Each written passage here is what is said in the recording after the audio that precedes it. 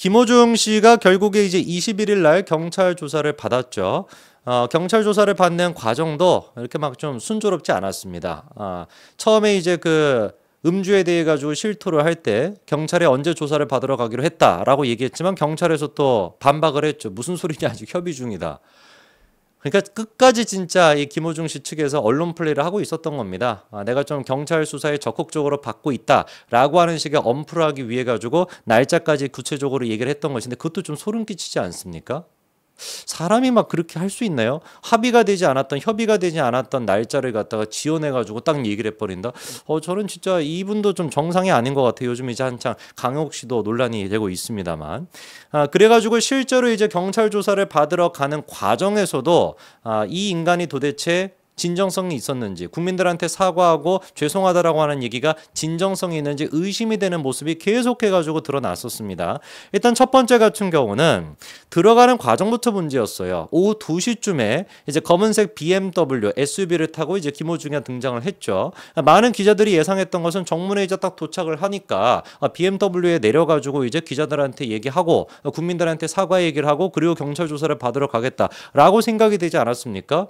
왜냐면 그 최근에 저기 누굽니까? 저기 그 권지용 그분 같은 경우도 경찰 조사 받으러 갈 때 제 기억에 그 정문 거기도 강남경찰서 아니었나요? 그래서 이제 그 강남경찰서 정문에서 이제 입장 얘기하고 그리고 한 다음에 이제 들어갔었잖아요. 근데 희한하게 김호중 씨 같은 경우는 어떻게 된 것인지 지하 주차장으로 바로 내려간 거예요. 바로 내려가가지고 경찰이 이제 그 김호중 씨 얘기를 좀 들으려고 이렇게 쫓아가니까 경찰이 나서가지고 접근조차도 막 막았던 겁니다. 그래서 이제 지하 통로를 통해가지고 경찰서 내부로 들어갔는데 이거를 둘러싸고도 이제 특혜 아니냐라고 하는 논란이 지금 나오고 있습니다. 왜냐면은 박형식 서울 강남경찰서 이제 형사 2부 과장인데 이 박형식 이분이 나와가지고 뭐라고 얘기했냐면 평상시에 하던 대로 그렇게 진행을 했다라고 얘기했습니다. 평상시라고 하는 말을 썼는데 방금 제가 말씀을 드렸던 것처럼 권지용도 그렇지 않았어요.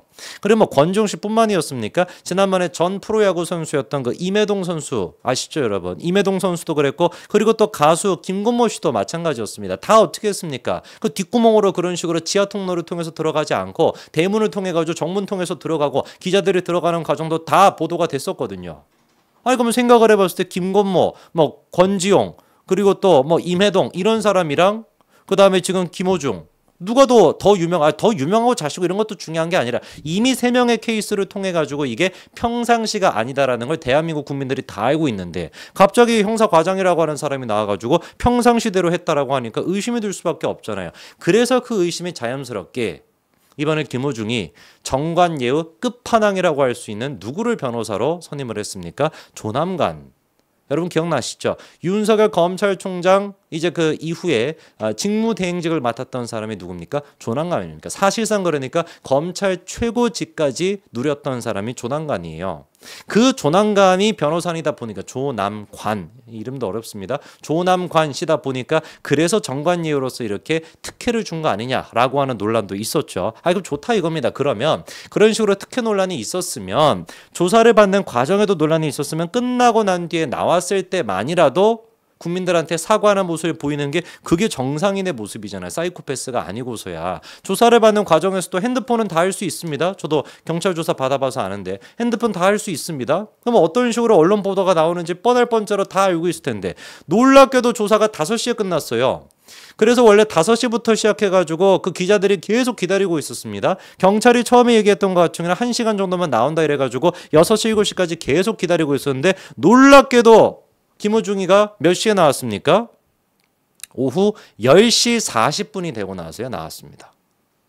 아니 그럼 왜 도대체 이렇게나 시간이 오래 걸렸냐? 5시에 끝났는데 10시 40분이면 6시간이 더 걸린 것인데 거기서 뭐 한 거냐 도대체 경찰서에서 국밥 먹고 무슨 뭐 순대 먹고 떡볶이 먹고 뭐 잔치라도 벌였냐? 낮잠까지 자고. 알고 봤더니만 김호중이가 뭐라고 요구했던 거예요? 경찰한테. 저거 지금 경찰서 앞에 있는 기자들 저거 해산 안 시키면은 저 사람들 안 사라지면 나 안 나가겠다라고 뻗팅기고 있었다라는 겁니다.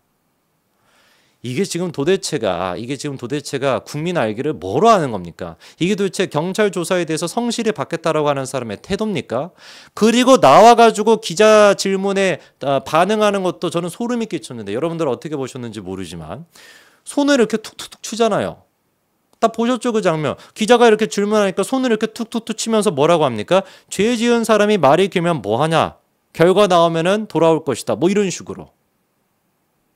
아니 저는 우리가 저 뭡니까? 그 정치권에 있는 사람들 중에도 경찰 조사 많이 받고 검찰 조사 많이 받는 사람들 많이 목도를 했습니다만 모든 정치인들 다 통틀어 가지고 그렇게 얘기하면 안 되고 이재명이 딱 한 명 제외하고 이재명이나 아니면 또 누구 정도 안민석 약간 이 정도 어떤 급인지 딱 감이 오시죠. 그렇죠? 이재명이나 안민석 정도로 진짜 그런 정도의 철면피나 뻔뻔함이 아니고서야 나오면서 기자한테 이렇게 툭툭툭 하는 거는 저는 본 적이 없습니다. 저는 연예인 중에서는 처음 봤어요. 이런 거 보신 적 있습니까? 연예인이 경찰 조사 받으러 가가지고 나오면서 기자 팔을 갖다가 툭툭 치면서 이미 지가 5시간 40분 가까이나 시간을 끌고 있었는데 그것만도 죄송합니다. 뭐 모자 지금 눌러쓰고 막 도망가도 모자를 파네. 기자 어깨를 툭툭툭 치면서 이렇게 하는 걸 보신 적이 있어요. 저는 너무 소름이 끼치더라고요. 그런데 이 모든 것들이 결국에 어떻게 되는 것이다? 다 업보로 돌아올 수밖에 없습니다. 그래서 많이 우리가 지적을 했습니다만 지금 제가 쭉 설명을 드렸던 이 모든 과정이 어떻게 비칠 수밖에 없어요? 괘씸죄로 비칠 수밖에 없습니다. 결국에 그래서 이번에 놀랍게도 경찰이 김호중에 대해서 그리고 소속사 사장에 대해서 거기에다가 매니저에 대해서 세 사람에 대한 구속영장을 신청했습니다. 지난번에 이제 그 법무부에서 경찰이 그때도 이제 신청을 했었죠. 그 출국 금지 조치에 대해서도 법무부가 이제 그거를 발행을 했었습니다. 출국 금지가 이미 돼 있었어요. 근데 출국 금지를 언제 시킵니까? 도주의 우려가 있었을 때.